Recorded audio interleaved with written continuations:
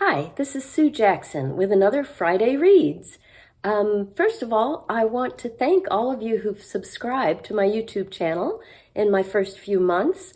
I really appreciate the support, and I am so enjoying getting to know other booktubers.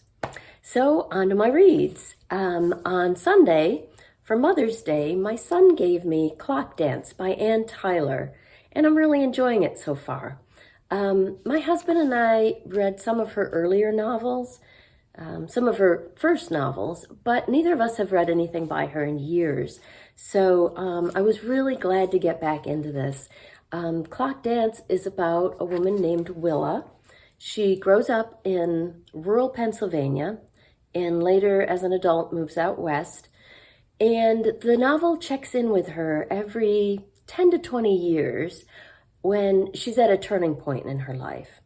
So the first part of the novel is set in 1967 when Willa's a little girl in school and her mother leaves abruptly. And that leaves Willa, her little sister, and her father on their own for a period of time. So that's the first turning point. The next one, 10 years later, is 1977, when Willa's college boyfriend asks her to marry him, and Willa would like to finish up her degree. So I'm not giving any spoilers here. These are just like the basic outline of what happens. You'll have to read it to find out what Willa decides in each case. 20 years later, in 1997, Willa's life as a wife and mother falls apart. And finally, in 2017, Willa receives a phone call from a stranger. The circumstances are a little complicated, but she asks her to fly out to Baltimore to help someone that she doesn't really know that well. So normally Willa leads a very conservative, very careful life, but this time she makes an impulsive decision based on her instincts and flies out to Baltimore. And that's the part of the novel I'm in now. I had forgotten just how wonderful Ann Tyler's writing is. It's warm and immersive, moving, but also amusing, and peopled with quirky characters. So I'm really enjoying that. And on audio, I am still re-listening to Becoming by Michelle Obama for one of my book groups.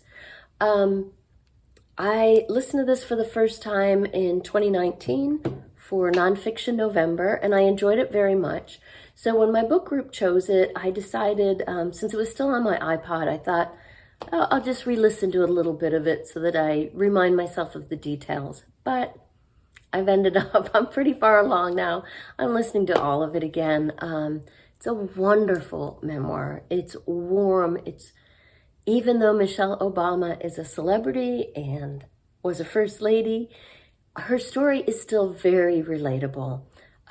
It begins in her childhood in South Chicago through her experience as one of the very few Black students in the Ivy League colleges at Princeton and Harvard, to her career choices and her struggle with what to do as a career and how to make a difference in the world.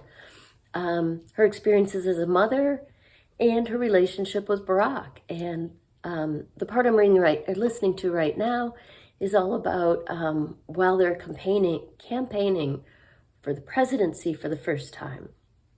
And that's all pretty mind-blowing. So I'm enjoying it again. I can't wait to discuss it with the rest of my book group. That's Becoming by Michelle Obama. Even good the second time around. And that's what I'm reading right now. What are you planning to read this weekend? Let me know in the comments down below.